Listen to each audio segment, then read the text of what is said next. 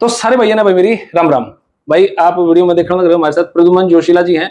Sir नमस्कार, प्रणाम, जय हिंद। नमस्कार, प्रणाम, जय हिंद। सब दर्शकों को भी नमस्कार। सर कैसे हैं आप? बहुत बढ़िया। बात करें बीजेपी के अध्यक्ष बनने की, बात चल रही है, अभी कौन बनेगा। कई बार ऐसी रील भी देखने को मिला है कि कृष्णलाल पवार मिले उनसे उनसे उनसे कई बार चर्चा चला है कृष्ण बेदी जी की भी, कभी चर्चा में आवे हैं रामविलास शर्मा जी भी, और कभी ये भी कहा कि किसी जाट नेता को भी, या जिसमें अब कैप्टन अभिमन्यु उसका है या संजय भाटिया जी हैं, किसको अध्यक्ष पद का तोहफा मिल सकता है? देखो, ना तो रामविलास शर्मा बने मन जो लग रहा है, ठीक है, ना कृष्णलाल पवार बने, ठीक है, ठीक है।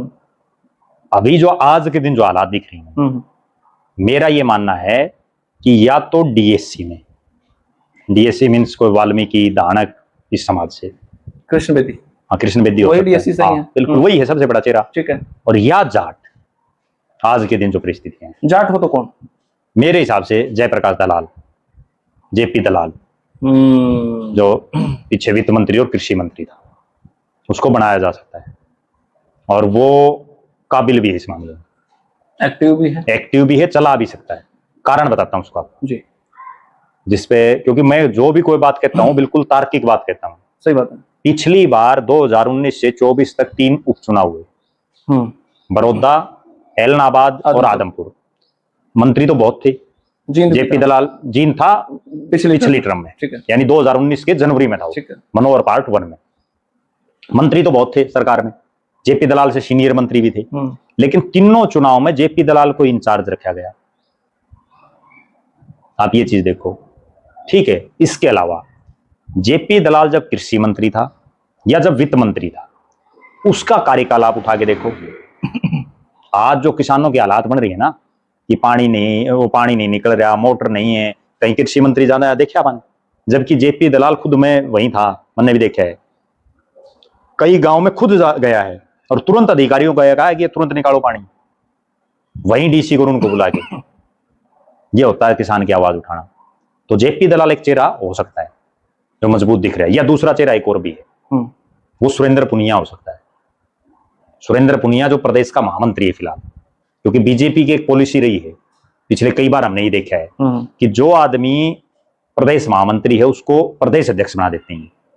जैसे मैं उदाहरण दूं आपको, पवन सैनी भी प्रदेश महामंत्री थे, बताता हूं आपने, क्या उनको नहीं बनाया जा सकता? अब तो बने नहीं सकता सैनी तो दूसरा, सीएम भी सैनी, प्रदेश अध्यक्ष भी सैनी, दोनों कैसे बनेंगे? फिर बाकी कहां जाएंगे?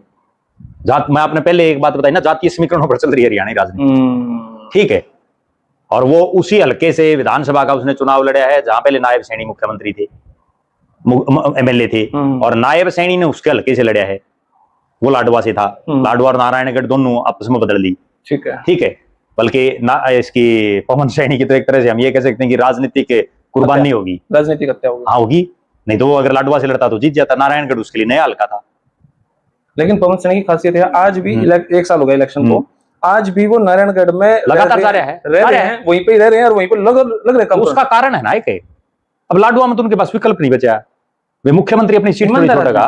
बात सारी ठीक है जी, लेकिन कई बार हालात और परिस्थितियां ऐसी होती हैं कि अब लाडवा तो सीएम साहब छोड़ेंगे नहीं, ठीक है ना, तो अगला चुनाव भी नारायणगढ़ से लड़ना पड़ेगा। मैं एक बार पवन सैनी जी के साथ बैठा था कहीं पे कुरुक्षेत्र में, तो मैं बोला कि जी 2022 की बात है, 22-23 की, मैं बोला पवन जी क्या लगा है 2024 के इलेक्शन का? बोला 100% भाजपा होगी, हमारी स्थिति नहीं है।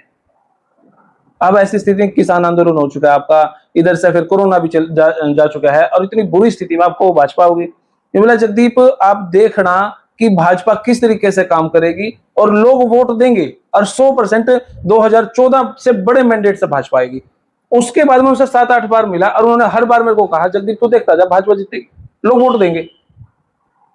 अब जब भाजपा जीती तो मैंने उनके पास फोन कराई, बोले जगदीप भाजपा आ गई, माजी कमाल कर दिया। नहीं वो तो देखो, उन्होंने कहा 2047 तक का मैंडेट है, भाजपा जाएगी नहीं। देखो 47 का दागा किसने की विराकी होगा, ठीक है, लेकिन बीजेपी की 2 बड़ी खास बात है जिसकी वजह से बीजेपी राज बना रही है, वो है मार्केटिंग और मैनेजमेंट। बीजेपी को मैनेजमेंट करनी आ रही है, बीजेपी मार्केटिंग कर रही है, जबकि कांग्रेस इन दोनों मामलों में बड़ी फिसड्डी से भी और पीछे, ठीक है ना, बी ग्रेड से भी आ गया, ना कोई मार्केटिंग ना कोई मैनेजमेंट, कुछ नहीं है कांग्रेस के पास, इसलिए सिस्टम डावाडोल है। वरना तो आप एक बात बताओ, बीजेपी आज जो 48 जीत रही है, इसमें एक बहुत बड़ा योगदान केवल इसलिए कि वो कांग्रेस की वजह से जीत रही है। कांग्रेस ने कई जगह गलत कैंडिडेट उतार दिए, कई जगह कांग्रेस की आपसी फूट, ठीक है, कई जगह प्रचार ना करना, बहुत कमियां रही, एक नहीं तो बीजेपी कहानी थी। लेकिन ये सच्चाई है कि तीसरी बार लगातार आई है।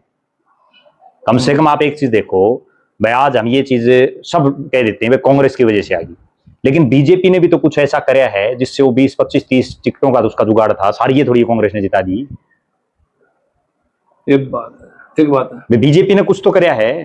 अच्छी बात। अब मैं एक उदाहरण देता हूं लोगों को, भाई बहुत लोग ऐसे मिलते हैं जो मोदी के विरोधी, लेकिन मोदी ने कई काम तो ऐसे करे हैं जो आदमी कोई सोच ही नहीं सकता, डिनाई भी नहीं कर सकता। अब 2,000 रुपए जो किसानों को दे रहे हैं, 6,000 रुपए एक किसान को साल में, आज से पहले भी तो सरकारें थी, एक ने भी नहीं दी। भाई देखो, चाहे कोई उसका विरोधी हो, उसका विरोधी के भी खत्म जा रहे हैं ना, काम तो बढ़िया करे उसने, ठीक बात है, ठीक है। कई काम ऐसे हैं, कोई ऐसे भी हैं जो भाई नहीं लोग मान रहे उन कामों को सही की, लेकिन जो सही है उसकी तो सराहना करनी चाहिए। अब नायब सिंह सैनी की हमने एक बात बिल्कुल क्लियर बता दी, वो कम से कम मिलता तो है सबसे, हंस के मिलता है, नहीं तो सीएम के दर्शन दुर्लभ होते हैं। बिल्कुल, बहुत बार देखा हमने।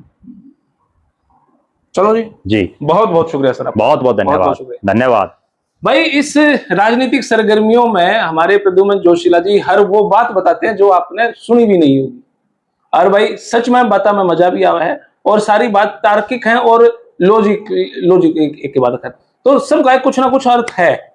और भाई आप अपनी प्रतिक्रिया कमेंट बॉक्स में जरूर दें, और कहीं ना कहीं आपकी प्रतिक्रिया के अच्छे शब्दों में कुछ ना कुछ, कोई एक प्रश्न निकल सके, कोई एक मैसेज निकल सके, वो चर्चा का विषय बन सकता है। फिलहाल यह वीडियो इतनी, आपने किसी लगी कमेंट बॉक्स में अपनी राय दे, तब तक ले धन्यवाद। जय हिंद, भारत माता की जय।